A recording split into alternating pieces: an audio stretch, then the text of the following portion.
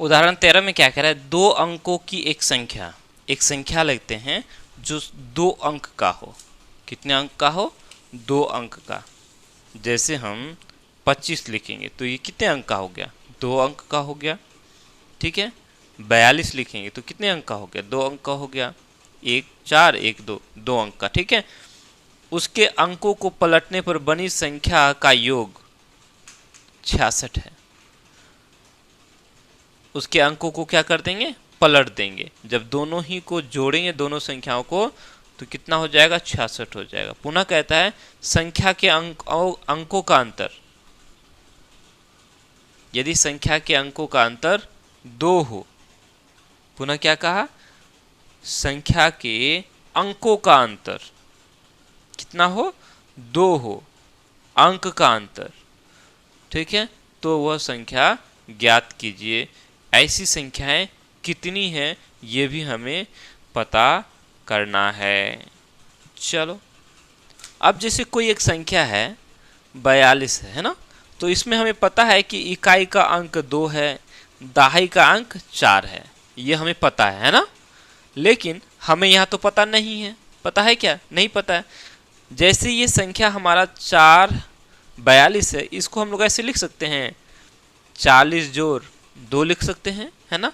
या हम इसको 4 गुना या फिर 10 गुना 4 जोड़ 2 भी लिख सकते हैं। कोई दिक्कत? ऐसा लिख सकते हैं ना।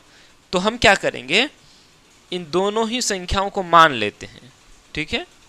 एक संख्या लेते हैं। पहला संख्या को हम लोग 10x जोड़ y लिख देंगे। ये पहला संख्या को मान लेंगे। पहला संख्या हम लोग का 10x जोड़ y है। दो अंकों का संख्या बन न गया।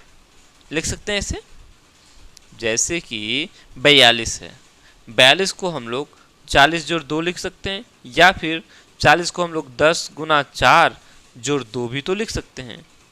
या छोटे क्लासों में प्रसारित रूप में अगर पढ़े ही हैं, 42 को हम लोग 10 गुना 4 जोड़ 2 लिख सकते हैं ना। तो ठीक ये दो अंकों की संख्या, ठीक उसी तरह से दो अंकों की एक संख्या हम लोग लिख सकते हैं 10x जोड़ y। ये इकाई का अंक हो गया, और ये जो x है दहाई का अंक हो गया, है ना। कोई दिक्कत? अब देखो, जैसे कि 4 और 2 ये अंक है, नजर आ रहा है, तो हम इसको 4 2 लिख लिए। वहीं अगर x और y दो अंक लेंगे तो x y लिखेंगे तो ये गलत हो जाएगा।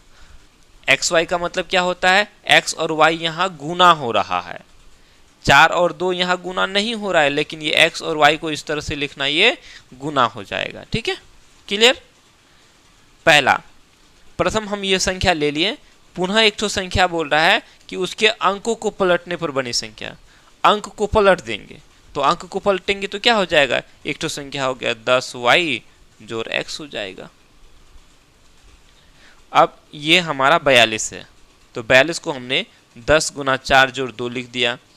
अब इनके 42 के अंकों को अगर पलट देंगे तो कितना हो जाएगा? 2 4 हो जाएगा।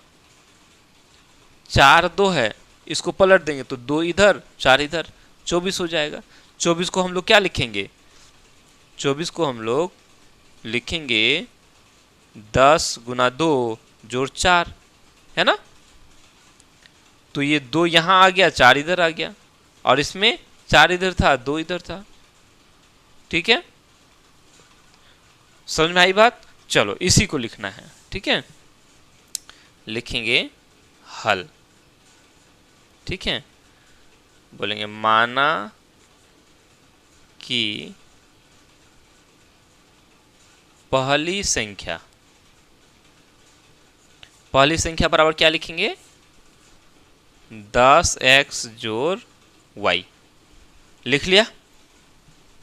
ठीक है,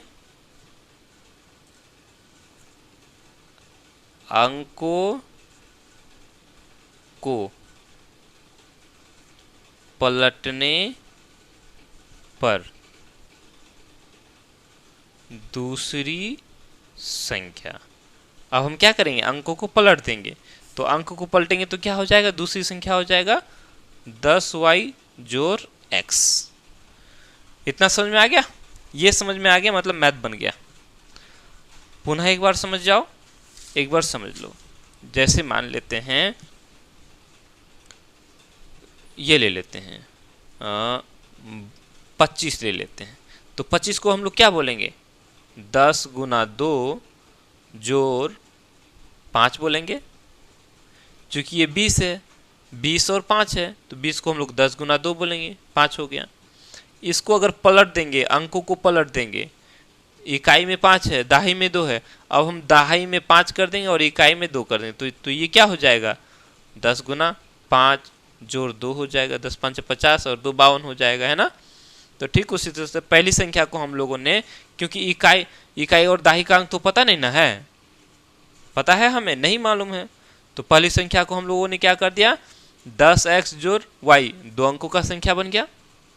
इकाई का अंक y, दहाई का अंक x, पुनः अंकों को पलट दिया तो क्या हो गया? 10y जोड़ x। अब यहाँ इकाई का अंक x हो गया और दहाई का अंक y हो गया। ठीक है, जैसे यहाँ हम लोगों ने इकाई का अंक 5, दहाई का अंक 2, यहाँ जब अंकों को पलटे तो इकाई का अंक 2 हो गया, दहाई का अंक 5 हो गया। क्लियर, समझ में आ गया? चलो अब क्या कह रहा है प्रश्न में वो लिखेंगे। यहाँ लिखेंगे प्रश्नानुसार।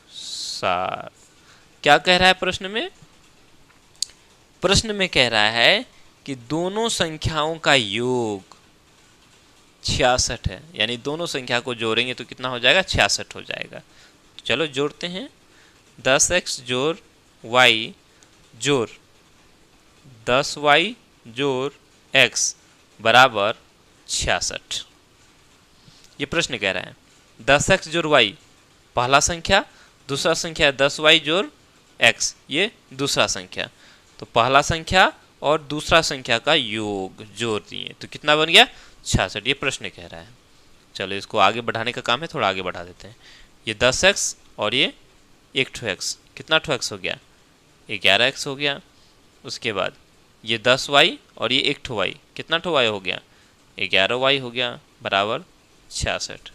अच्छा, एक चीज़ यहाँ कॉमन नज़र आ रहा है, ये भी 11 है, 11 यहाँ भी है, तो दोनों में 11 है, तो 11 को हम लोग कॉमन ले लेते हैं। कॉमन ऐसे लेते हैं, इसमें भी 11 कि इसमें भी 11, 11 को बाहर कर लेते हैं, तो बच गया क्या? ये अकेले x जोड़ और ये y बच गया।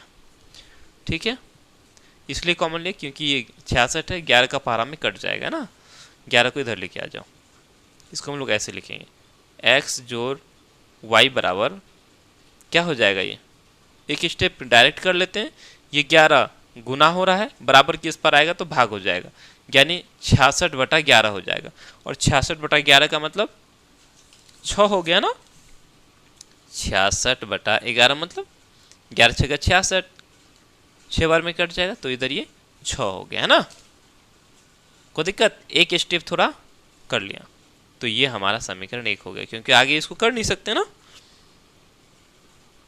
ठीक है, तथा एक और दिया हुआ है, कहते हैं यदि संख्या के अंकों का अंतर 2 हो, संख्या का जो अंक है उनका अंतर, एक ठो x है एक ठो y है, 2 ठो अंक है, दोनों का अंतर, मतलब हम क्या करेंगे?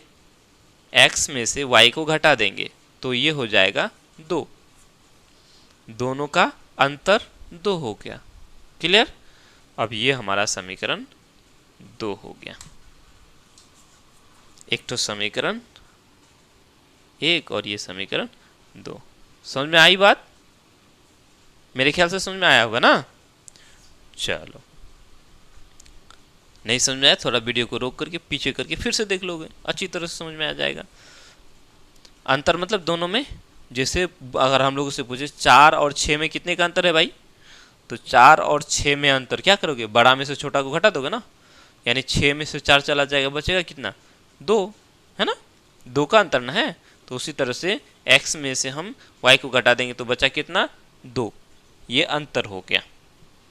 ठीक है, संख्या के अंकों का अंतर हो गया, 2 मिल गया। क्लियर? चलो अब हमें इसे क्या करना है? हल करना है। हल करने के लिए हम कौन सा विधि अप्लाई करेंगे? यहाँ विलोपन विधि का, क्योंकि हम लोग यहाँ विलोपन विधि के बारे में पढ़ रहे हैं। ओके, चलो अब विलोपन विधि में हम क्या करते हैं, किसी एक पद को, चाहे तो x को या y को, हम डिलीट करेंगे। अब डिलीट करने के लिए सबसे पहले हम चिन्हों को देखेंगे।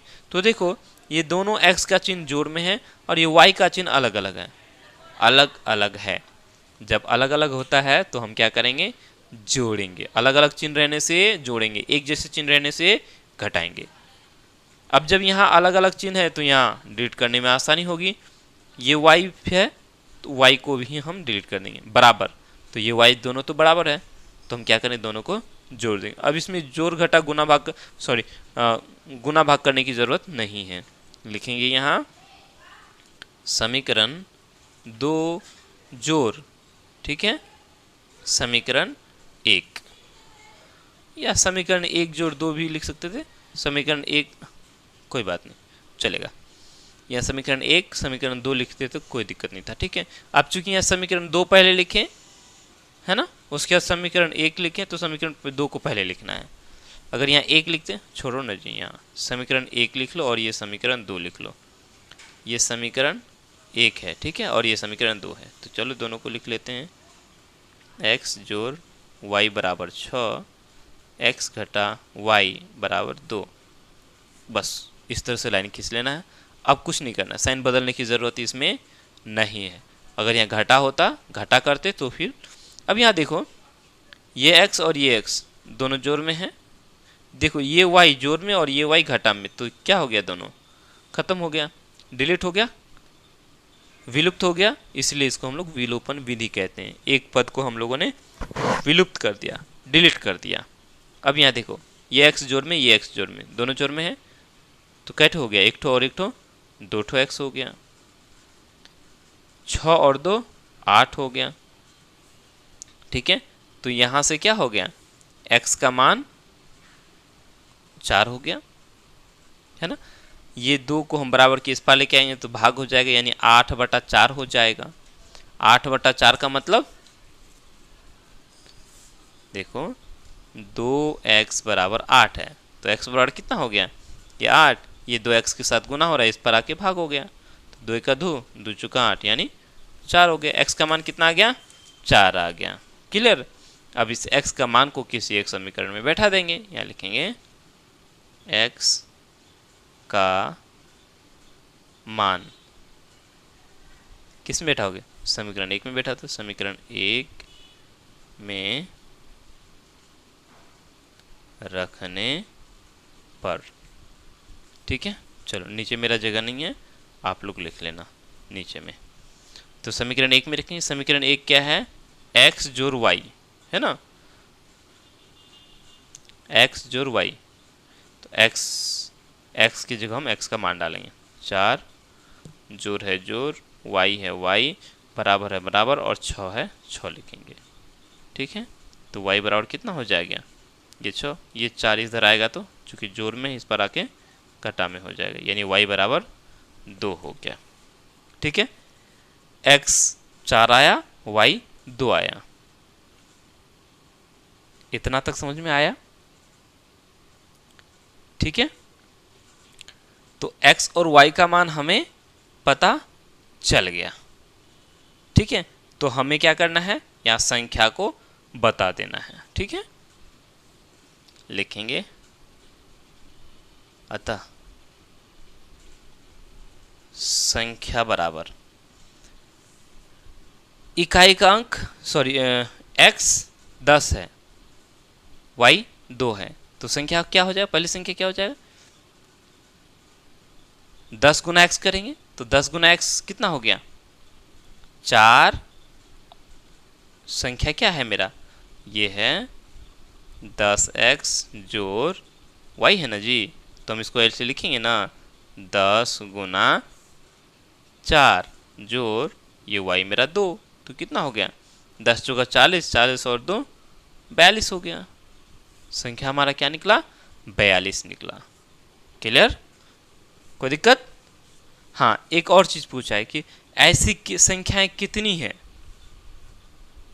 ऐसी संख्याएं कितनी हैं, कितनी संख्याएं हैं भाई, 2 संख्याएं हैं, है ना। कोई दिक्कत। एक तो 42 हो गया, दूसरा क्या है एक 42 है, एक 24 हो जाएगा। इस संख्या अंकों को पलट देंगे क्या, तो लिखेंगे यहां ऐसी दो संख्याएं हैं। कौन कौन सी? एक है, देखो, एक तो 42 हो गया, दूसरा क्या हो जाएगा? 24 हो जाएगा अंकों को पलटने पर। एक संख्या 42 लिखिए तो दूसरा संख्या क्या हो जाएगा? 24 हो जाएगा। अब दोनों का अंतर देखो, पहले क्या बोला कि दोनों संख्या को जब जोड़ेंगे तो 66 हो जाएगा, तो 42 और 24 को जोड़ेंगे तो कितना हो जाएगा? 66 हो जाएगा। पुनः कहा कि अंकों का अंतर 2 होगा, तो एक अंक 4 है, एक 2 है, तो 4 में से 2 चला जाएगा, कितना बचेगा? 2 ही हुआ। 24 में अगर देखेंगे तो 4 में से 2 चला गया, कितना बचा? 2 ही बचा। नहीं बचा क्या? दोनों ही अंकों का अंतर 2 हो गया। ठीक है, आई बात समझ में? आई होप आप लोग को समझ में आया होगा, राइट? चलो